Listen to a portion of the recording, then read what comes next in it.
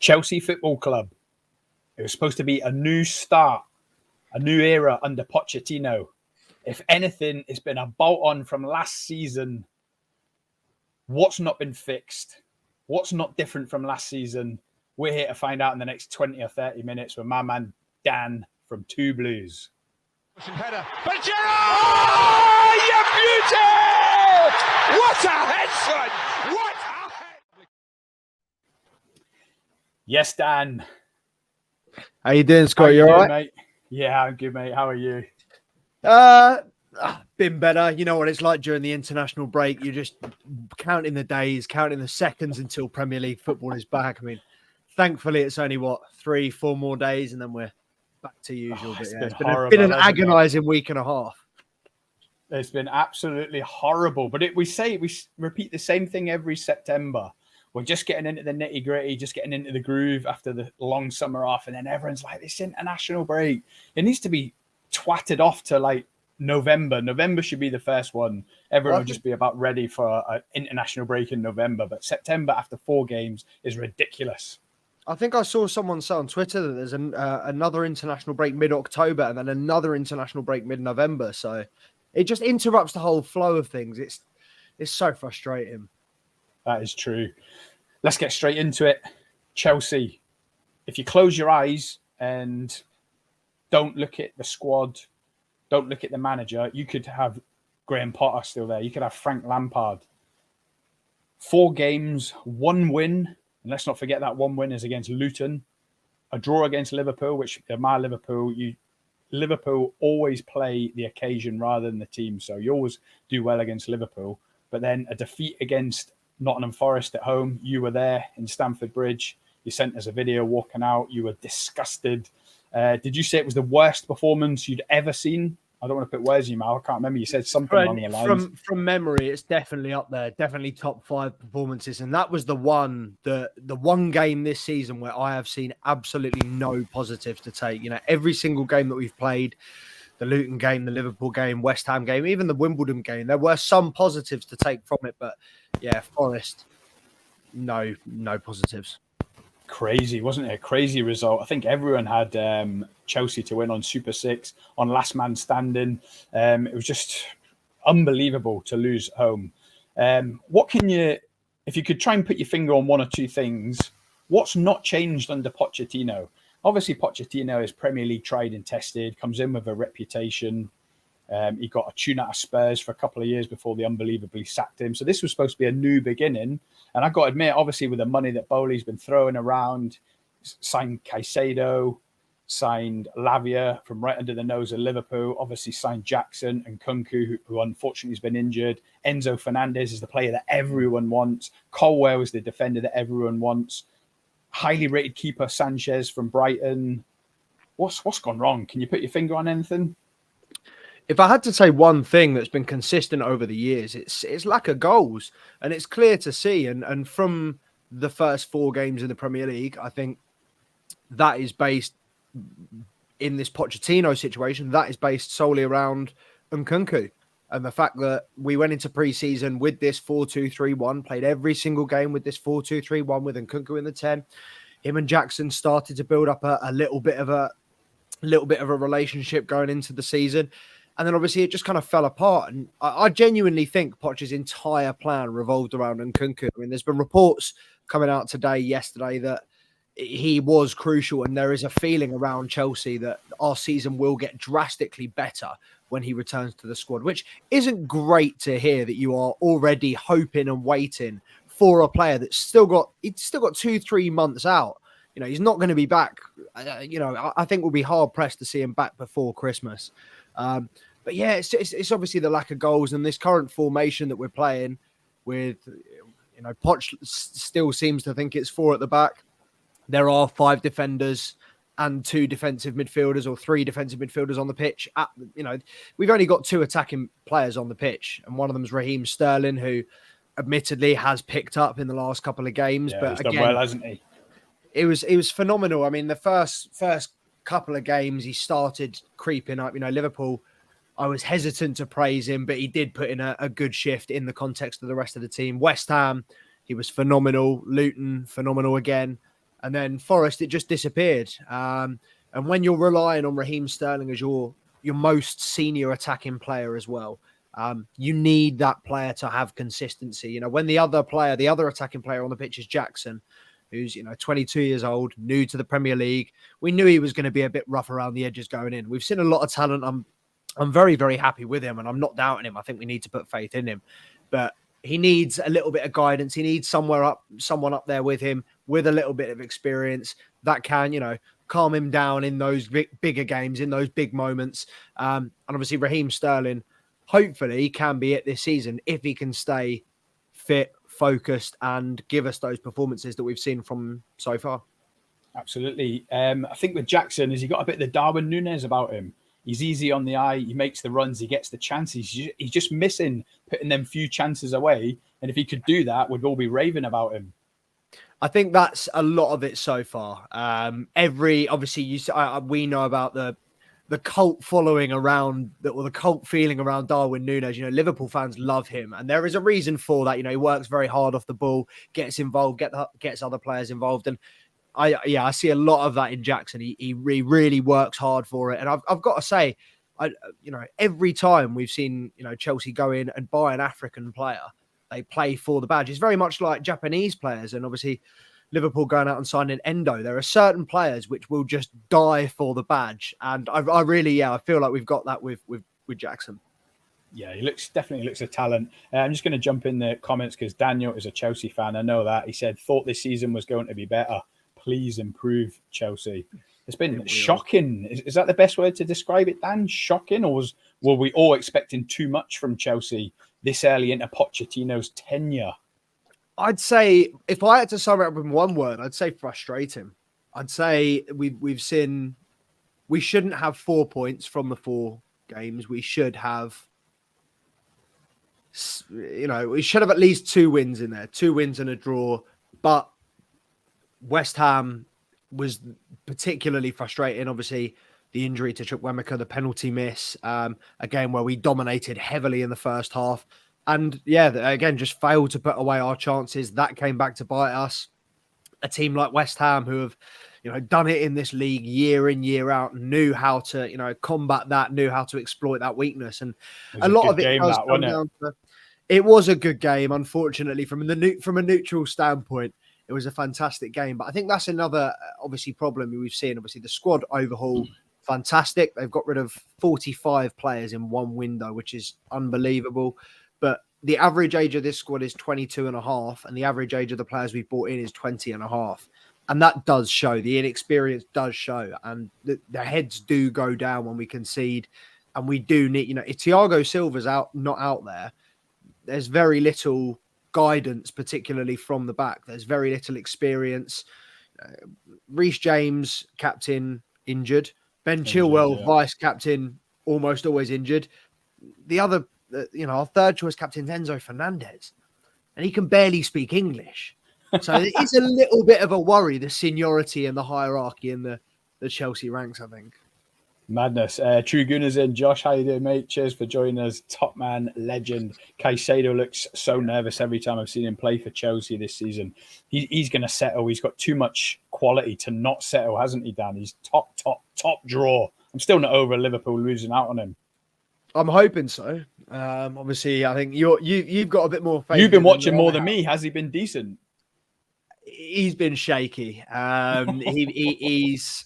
He was, let's put it this way, he was a lot better in an Ecuador shirt against McAllister and Messi than he has been for Chelsea so far. I thought we were getting better. Obviously, the cameo against West Ham was pretty poor. Luton was better, but again, Luton. And then Forest, he didn't cover himself in glory, but who did? Crazy. Jordan Percho is in. Big up, Jordan, to you as well, my friend. Trav's in. Yes, Trav. My onto the ball brother. He's joining us 7:15, guys. Make sure you tune in. We're doing a Man United season review, 7:15. Let me show you this. Is it the season over for Manchester United already? Well, it might take a bit longer than this one. We're doing 20 to 30 minutes because we've got a lot to go through. Right, let me show you this, Dan. It might even shock you. Right, this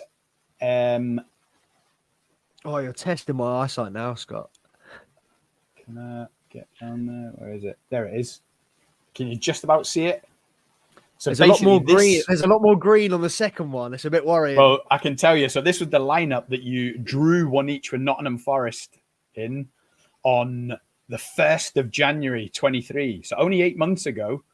And you got to look at this lineup. Kepa, gone. Cucurella, is he injured or in the reserves? He's in exile, reports today. In exile. So there's two remainers, basically. Thiago Silva, he's one. Koulibaly, gone. Azpilicueta, gone. Zakaria, where's he? Gone. He was on. We got him on loan and gave him. He played about 3 games and we gave him back. He's gone. Jorginho, Arsenal. Who's that? Mason Mount, Man United. Pulisic, AC Milan. Kai Havertz, Arsenal. Raheem Sterling. 2 players there out of 11 are still there now. If you go to the lineup now, look at that. How crazy is that? So this is again against Nottingham Forest in your last game. Sanchez, new keeper. Thiago's still there. You got Disasi, Colwill, Chilwell, Caicedo, Conor Gallagher, Malo Gusto, is that? Yeah. Raheem Sterling still there, Jackson up front, and Enzo Fernandez. There's no other Premier League club that's going to have 9 changes from their normal lineup in 8 months, is there? It just shows the size of the turnover of players. It is, and it's one of those things where we can't, and you go back to, do we expect a little bit? Are we expecting a little bit too much? I think Poch is setting himself high expectations. And while he wants to appease the fan base and say, yes, we're going to try and challenge for the Premier League this year, let's be honest, it is not realistic. Chelsea have got a brand new team of youngsters. We are not going to be able to compete at the top level, maybe next year, but probably the year after that, realistically, to get to the City's level of squad. City and maybe Arsenal's level of squad, and maybe Liverpool, maybe Liverpool's level of squad. I think Chelsea are far off those 3. I think even United, Chelsea are far off every single squad in the top 6. I think in terms not of United, surely. I don't know, man. I see Champions League winners in there. I see World Cup winners in there. I see players that have played at the highest level in there. They might not be doing it anymore, but I see players that are still capable of playing on a big night in a European competition. And maybe United will prove me wrong. And I have said in my predictions that I think Chelsea will finish above United. But I think man for man at the moment, if you were to look at those Chelsea players, when we do the combined squads before the week, I don't think many Chelsea players are going to get into combined squads. I said in a short the other day that Enzo Fernandez would walk into any team, any midfield in the world. I don't think you could say that for any other Chelsea player. We used to look at those. The Chelsea squad used to be full of stars. Nowadays, there are very, very few. Yeah, absolutely agree. But you've got so much potential there, which obviously you're hoping they're going to harness. Daniel says, I do agree. Chelsea have no lead at the moment. They're just kicking the ball about with no care. Right, Daniel and Dan, how much of that's on Pochettino's head? Obviously, how quick are you hoping he would have a positive impact on the team? And we don't have to look far across London to Spurs and seen the impact that Ange Postecoglou's had. Yeah, I was hoping it was immediate, as I think every Chelsea fan would have been. I think what we saw in pre-season felt like an immediate reaction. And it's tough to see what we've reverted back to after those first 4 or 5 games, the glimpses of what could have been. And hopefully it still will return to that. Hopefully when we get some of the players back, when we get, a run of games under our belt or run of wins under our belt, should I say, we'll return to those winning ways. But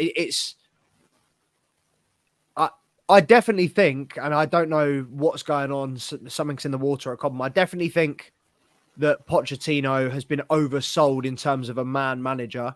Obviously, his ability to help the youth, that was sold to us and to me as the main pull, his main draw, his ability to help and manage these young players. And from the first 5 games, we haven't really seen that from many individuals in Chelsea. Yes, he's put faith in a couple, but he seems to be sticking with the majority of tried and tested options, such as Conor Gallagher, not giving players like Madueke, Mudryk, the opportunities that maybe he should.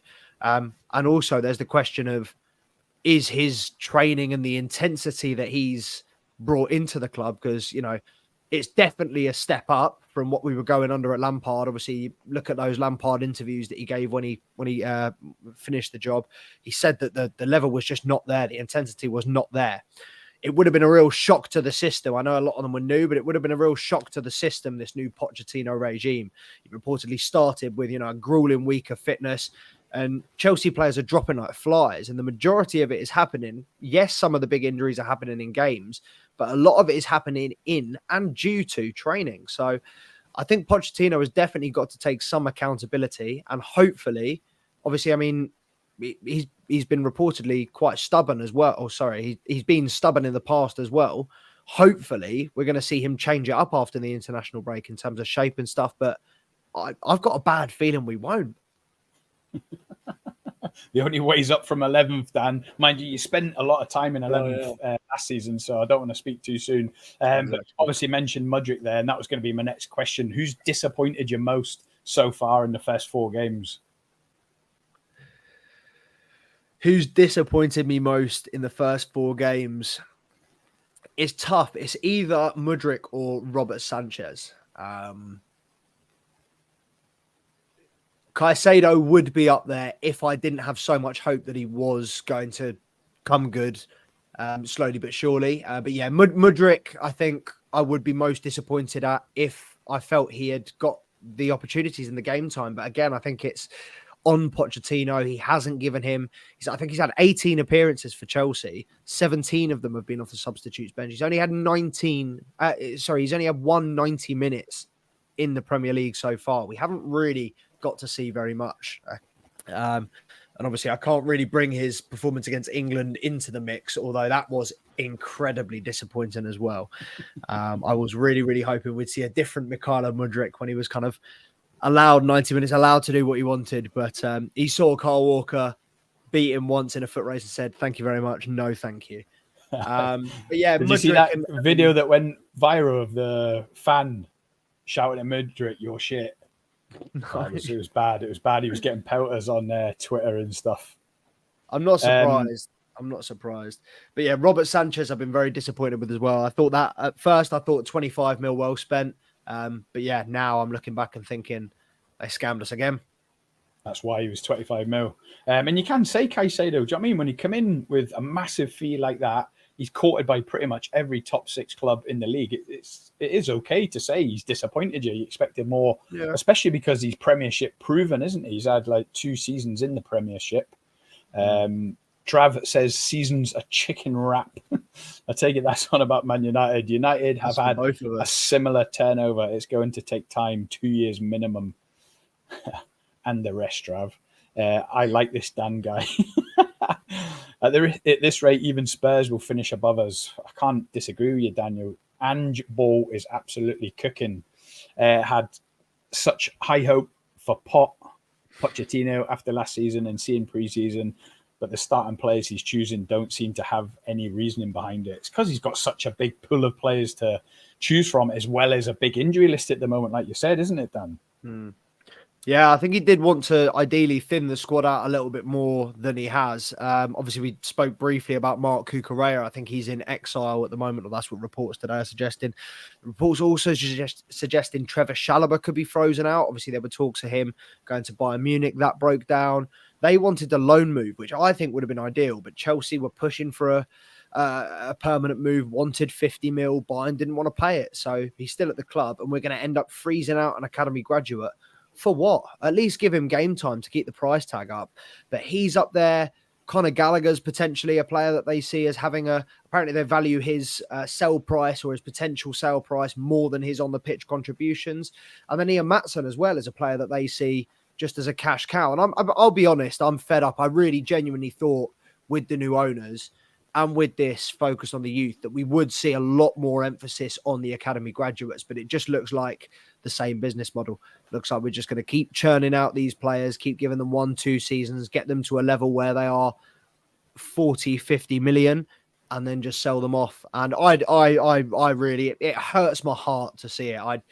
For to see so many talented players go to waste, or not go to waste, but not fulfill their potential at Chelsea. Yeah, it's football. It's a killer, isn't it, Dan? Because it takes up so much of your life when you're flying.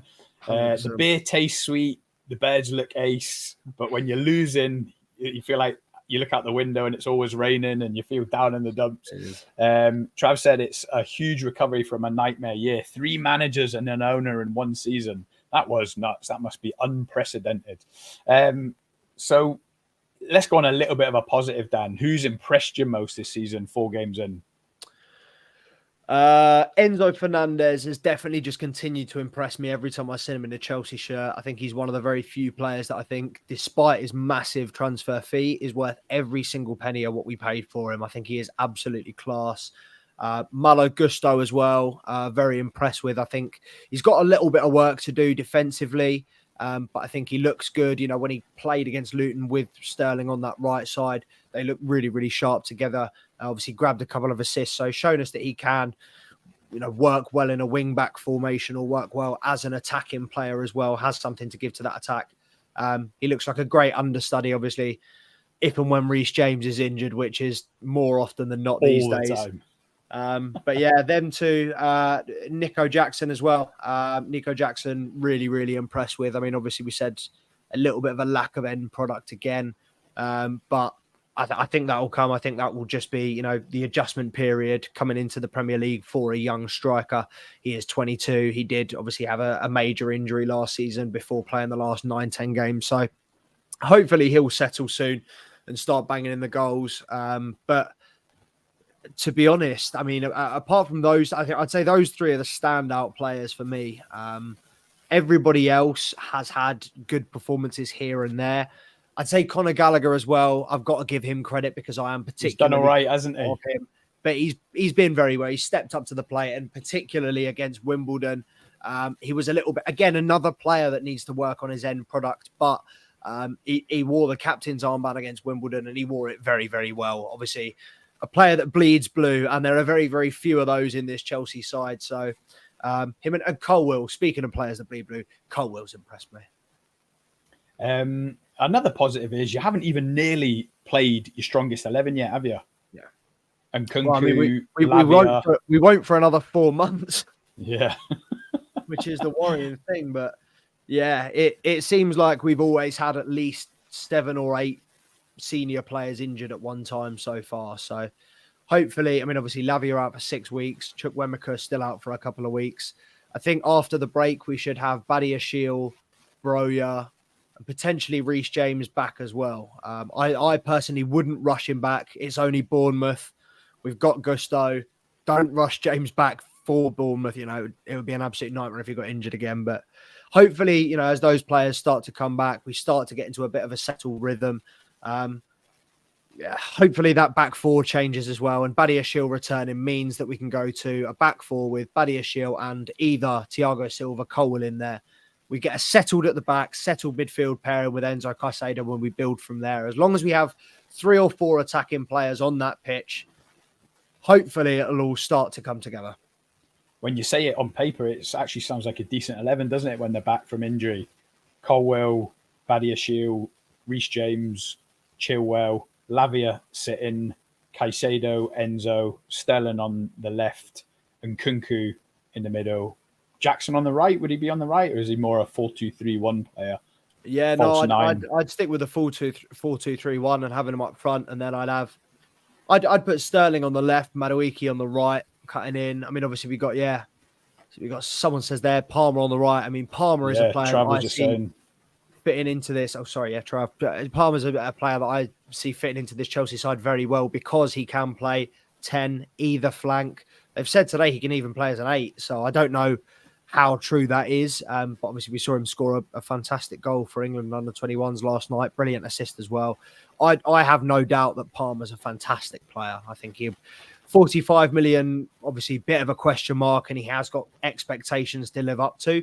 But I think with a run of games, with game time, I think Palmer will have no problem. There's a bit of money laundering going on, isn't there? A bit of FFP dodging with Kovacic going to I don't know City, what you're on Cole about. Palmer going to Chelsea.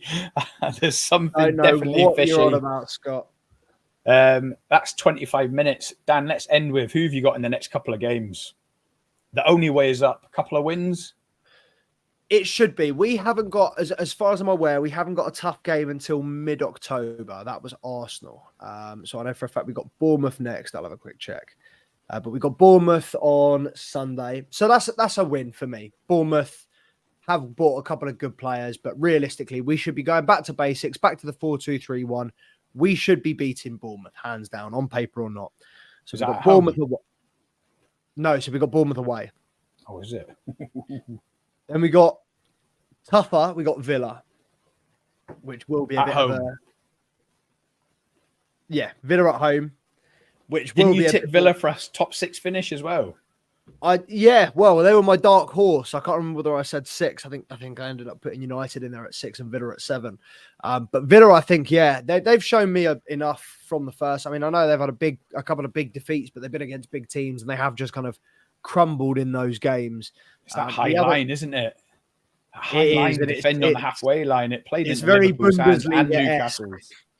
It can just fall to bits very, very quickly. But yeah, Villa's a team I think have the potential to hurt us. You know, when we look at the defensive vulnerabilities that Chelsea have, the pace of players like DRB finishing a Watkins. Watkins can cause any team in the league problems. You know, he can cause City problems. They absolutely ran Liverpool riot one time. I have no doubt that they could do the same to Chelsea on their day. Chelsea just have that off day streak in them at the moment that I really don't like, but you know, what can you do? But yeah, we got obviously Villa at home, then we got Fulham away. That's another win on paper. I don't know, Fulham away. Is that traditionally you always beat Fulham away? Because at the minute, Fulham are a real tricky customer, especially at home. Yeah, I don't know. I personally don't see much from Fulham that I don't think we can get past. I mean, if Mitrovic was just their problem for me, I really don't see, who is it, Vinicius Tobias or Vinicius Carlos, whatever his name is, and Palhinha is so solid. I watched the Arsenal game. I genuinely don't think. I mean, I know obviously they got the draw with Arsenal, and they've got a couple of results so far, but I think on paper, again, realistically, when you compare the squads, Chelsea should be beating Fulham away, and then Burnley away as well. Another one, you know, correct me if I'm wrong, but Burnley still have no points on the board, and should be beating Burnley. I think we've obviously though got Brighton in there at some point. We've obviously got Brighton in the Carabao Cup, so they're your bogey team now, aren't they? I think you've got Brighton 2 in a row, haven't you? Is that right? In the cup and the league. I can't remember. We got Arsenal. I can't remember what the date is of that Carabao Cup. If it is back to back, then it's a lot later because I don't think we've got Brighton in the league until 2nd of December. So, I mean, it might well be the Carabao Cup might not be until then, but yeah, then 21st of October, we got Arsenal. Then we got, then, I mean, if Chelsea, that's the thing. If Chelsea don't sort out a run of form in the next 4 games, we've then got Arsenal at home, Brentford at home, Tottenham away, City at home, Newcastle away, Brighton at home, United at home. United away, sorry. It's a horrible, horrible run of fixtures. So you're going to be top 4 by the next international break in October, and then back to 11th by the November international break. I'd be very surprised if we go into Christmas not in a relegation scrap. I love it, Dan. You're an absolute star. Daniel, who's been watching this, he always tunes in ours. Daniel, make sure you subscribe to Two Blues podcast. His channel is in the description. It's Chelsea non-stop content, and it's great content as well. What's Trav saying? Sticky. I love it. Right, Dan. Cheers for coming on. Really appreciate it. I'll come on your channel anytime you want. You know that. Have a good night watching England versus Scotland. You got any predictions? Scotland to win 2-0. McTominay masterclass. I reckon bicycle kick and then Rabona. Love it. That'll make Trav happy. Right. Don't forget to hit the like and subscribe. We'll see you in the next video. If anyone's still watching now, me and Trav are live in 15 minutes to do Man United season so far review. Dan, cheers, mate. Nice one, mate. Cheers for having me on. Header. Pochettino! Oh, you beauty! What a headshot!